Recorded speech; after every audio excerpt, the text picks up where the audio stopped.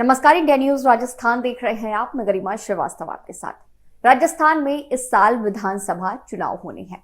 चुनाव में कुछ महीने ही बाकी हैं और इस बीच कांग्रेस की जो अंदरूनी कलह है विभाजन तक पहुंच सकती है। लंबे वक्त से सचिन पायलट की तेवर बदले बदले से नजर आ रहे थे। अब ये बात सामने आ रही है कि पायलट किसी दूसरी पार्टी में तो नहीं शामिल होंगे बल्कि खुद की अपनी एक नई पार्टी बनाएंगे। जी हाँ, बागी सचिन पायलट और अशोक गहलोत के बीच किसी भी तरह का तालमेल बिठाने में हाईकमान असफल रहा है और अब पूर्व डिप्टी सीएम नई राह तय कर सकते हैं। सूत्रों के मुताबिक सचिन पायलट ने तय कर लिया है कि वो अपनी एक नई पार्टी बनाएंगे। यही नहीं, इसका नाम भी उन्होंने तय कर लिया है।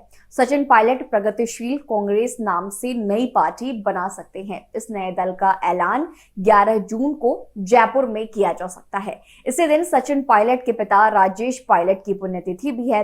कांग्रेस हाईकमान ने बीते दिनों ही दिल्ली में बुलाकर अशोक गहलोत और सचिन पायलट से मुलाकात की थी। तब कांग्रेस नेताओं ने यह बड़ा दावा किया था कि सचिन पायलट और अशोक गहलोत साथ साथ काम करेंगे। यह भी कहा गया था कि फॉर्मूले के तहत सचिन पायलट को प्रदेश अध्यक्ष बनाने का फैसला लिया गया है। हालांकि सचिन पायलट कैंप की ओर से ऐसी खबरों को खारिज कर दिया गया और उन्होंने ये बात कही कि वो अपने मुद्दों पर डटे हुए हैं। अब चर्चा है कि सचिन पायलट 11 जून को जयपुर में एक रैली करेंगे और हजारों समर्थकों की मौजूदगी में नया दल बनाने का ऐलान करेंगे। सचिन पायलट अगर नई पार्टी बनाते हैं तो चर्चा इस बात पर भी होगी कि कांग्रेस के कितने विधायक उनके साथ जाते हैं। इसके अलावा अशोक गहलोत की सरकार के सामने कोई खतरा पैदा होगा या फिर नहीं, इसके बारे में भी कुछ कहा नहीं जा सकता। ये बात भी सामने आ रही है कि पायलट की वजह से बीजेपी और कांग्रेस दोनों के सामने गुर्जर समाज का वोट बटोरना काफी मुश्किल हो जाएगा।